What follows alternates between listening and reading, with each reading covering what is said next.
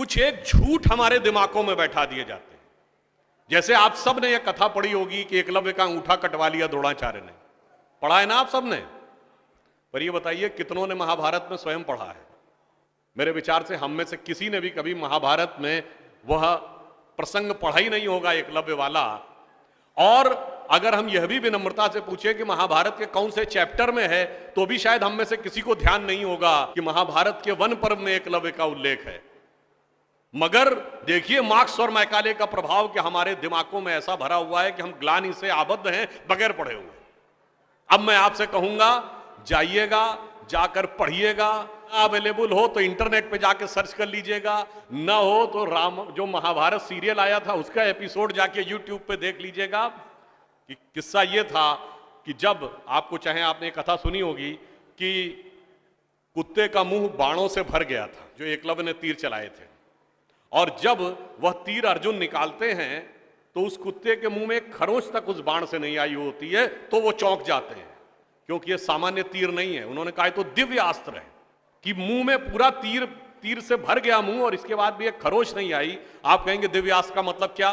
दिव्यास्त्र का मतलब ये है, जैसे रशिया यूक्रेन की लड़ाई चल रही है ना, इससे पहले मिडिल ईस्ट की लड़ाई देती थी, तो जो मिसाइल जाती है वो लेजर गाइडेड जाती है, जिस बिल्डिंग पे गिरना उसी बिल्डिंग पे गिरती है, अगल बगल पे नहीं गिरती, क्योंकि the direction is precise to the meters. पर अगर मुंह के अंदर जाए और खाल पर खरोंच ना आए, इसका मतलब it is so much strongly guided that it is precision to the micrometers. तो जब ये वो देखते हैं ये दिव्यास्त्र चलाना, तो उन्होंने कहा दिव्यास्त्र राजा चला सकता है, ये कैसे सीखा इसने?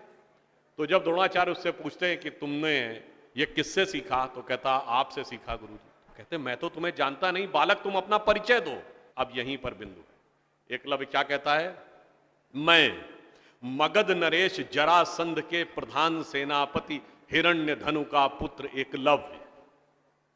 अरे वो मगध के chief of the arm forces का बेटा था।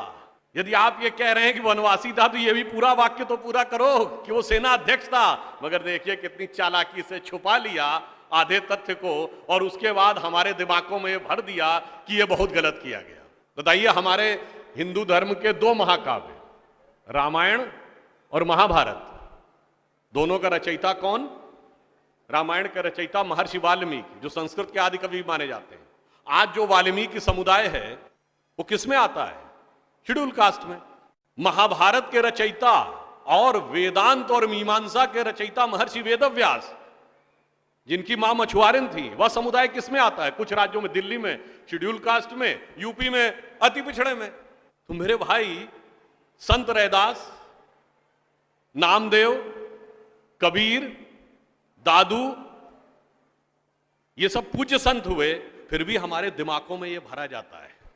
और कौन भरता है? वो लोग भरते हैं जो अपने यहां समाज के गरीब वर्गों की खरीद फरोख्त करते थे। और आपको यह भी बात बता दूं, जब हम कभी अपने यहां कहते हैं फॉरेन ट्रेवलर्स ने दिखाओ क्या लिखा है, तो मैं ये बात आपसे कहता हूं, इसको भी जाके चेक कर लीजिएगा।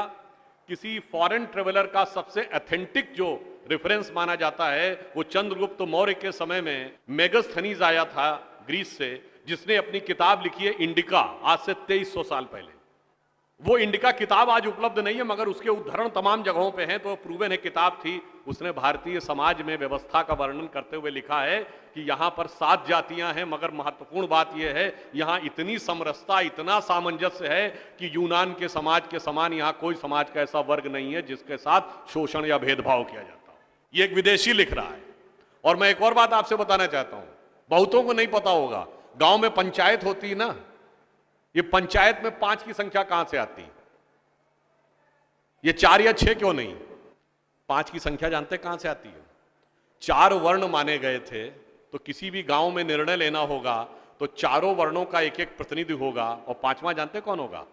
गांव के बाहरी क्षेत्रों में रहने वाले वो वनवासी जो प्रत्यक्ष रूप से गांव का हिस्सा नहीं है, पर हमारे निर्णय का प्रभाव उनके जीवन पर भी पड़ेगा, तो 5वां प्रतिनिधि उनका होगा। वहां से यह पंचायत का भाव आता है। और फिर मैं आपसे कहना चाहता हूं, हमारे दिमाग में एक और चीज भर दी गई कि जाति व्यवस्था हमने बनाई।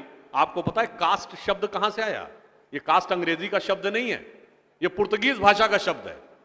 और 1931 में जो अंतिम जनगणना जाति के आधार पर, उसमें 4114 जातियां हैं हिंदू समाज में, जिसमें अब 6000 बताई जाती हैं। मैं चैलेंज करके पूछता हूं, कोई दिखाओ तो किसी धर्म ग्रंथ में 6000 जातियां लिखी हों, और जहां लिखी उसमें इससे ऊंचे ये, इनके नीचे ये ऊंचा ये नीचा, कौन से धर्म ग्रंथ में लिखा है?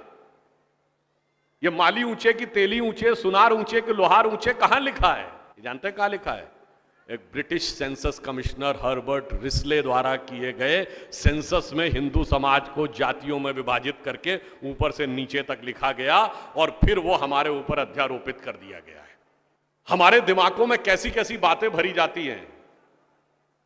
एक थोड़ा लिबर्टी लेते हुए ये भी कहना चाहूंगा, महिलाओं को पढ़ने का अधिकार नहीं दिया जाता था। अब ये बताइए, हमारे यहां दिल्ली में लोगों को ध्यान नहीं होता है, आप लोगों ने मैत्री कॉलेज और गार्गी कॉलेज है ना, ये मैत्री और गार्गी कौन थी? ये वैदिक काल की 20-22 विदुषी स्त्रियों में से एक हैं। गार्गी ने ऋषि याज्ञवल्क्य के साथ शास्त्रार्थ किया। फिर मैं चैलेंज करके कहता हूं, दुनिया में कोई दूसरा धर्म संस्कृति बताइए जहां धर्म पे टिप्पणी करने का अधिकार किसी महिला को हो और किसी धर्म के ज्ञाता के साथ शास्त्रार्थ करने का अधिकार। फिर हमको समझाया जाता है कि हमारे यहां बराबरी नहीं थी। अरे आप सबको याद हो, सबसे प्रख्यात शास्त्रार्थ कौन सा है? आचार्य मंडन मिश्र और आदि शंकराचार्य के बीच में। दोनों के बीच में जो शास्त्रार्थ हुआ, उसका जज कौन था? आचार्य मंडन मिश्र की पत्नी उभय भारती। फिर मैं चैलेंज करके पूछता हूं, पहले दुनिया कोई धर्म बताइए जहां टिप्पणी करने का अधिकार स्त्रियों को हो और जज बनने का अधिकार हो डिस्कशन में। उसके बाद हमसे कहते हैं कि साहब बराबरी नहीं थी। इसलिए मैं कहना चाहता हूं कि हमारे यहां तो समाज में जिस प्रकार से एकाकार करके सबको साथ में लिया जाता था, बराबरी का तो आलम यह था, बराबरी नहीं थी, यह सच है। हमारे यहां बराबरी नहीं थी। हमारे यहां मातृशक्ति को पहले रखा जाता था। इसीलिए हम क्या बोलते हैं? सीताराम, सीता पहले राम बाद में। लक्ष्मी नारायण, लक्ष्मी पहले नारायण बाद में। गौरी शंकर, गौरी पहले शंकर बाद में। राधे कृष्ण, राधा पहले कृष्ण बाद में। माता पिता, माता पहले पिता बाद में। और इसीलिए हमारे जितने भी प्रतीक हैं, भारत भी माता है, धरती भी माता है, प्रकृति भी माता है, गीता भी माता है, गंगा भी माता है, गाय भी माता है, गायत्री भी माता है।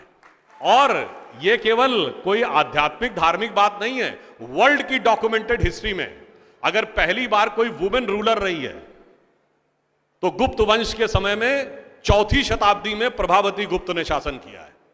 उसके बाद अहिल्याबाई होलकर, रानी दुर्गावती, रानी झांसी, वो सब तो आपने बहुत सुना होगा। अब वो लोग आके हमको समझाते हैं कि बराबरी नहीं